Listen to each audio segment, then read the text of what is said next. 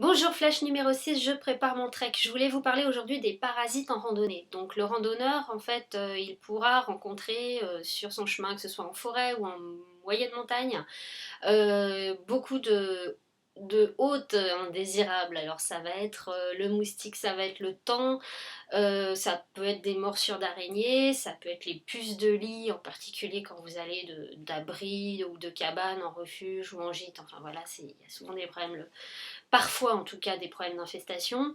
Je voulais m'attarder en fait sur la tique parce que la tique, c'est à ma connaissance, en tout cas si je dis pas de bêtises, c'est le seul parasite qui peut transmettre une maladie tout à fait néfaste à long terme, la maladie de Lyme.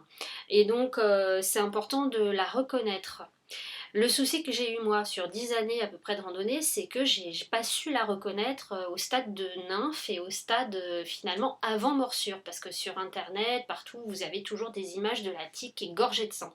Or, quand elle vient vous mordre, elle est toute petite, elle fait 1 à 3 à 4 mm, elle ressemble à ça.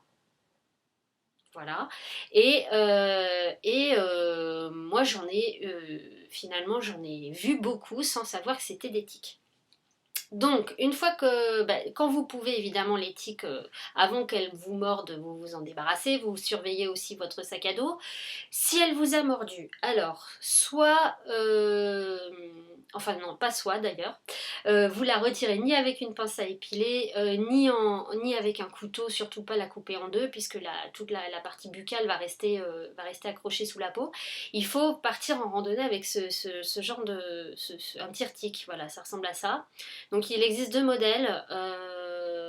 Donc moi j'ai préféré utiliser ce truc qui ressemble un peu à un pied de biche. Et donc je vais vous faire une petite démo de comment on retire une tique avec ça. Donc en fait, ça vous imaginez que c'est par exemple un bras ou une jambe, ce que vous voulez, et que la tique elle est ici. Donc en fait, vous allez sur la petite partie, la fente centrale, essayer d'agripper la partie d'accroche de l'animal ici. Ensuite, vous tournez dans le sens contraire des aiguilles d'une montre, tout en soulevant.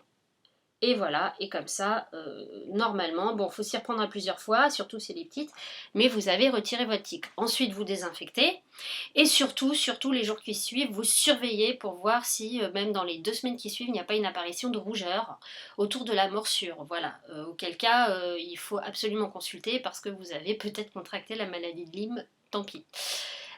Si vous réagissez à temps, c'est pas grave. Voilà.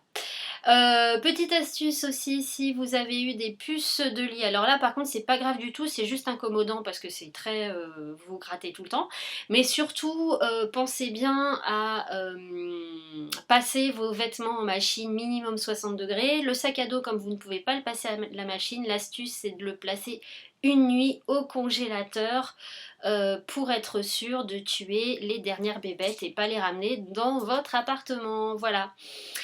À bientôt pour le prochain plat. Ciao!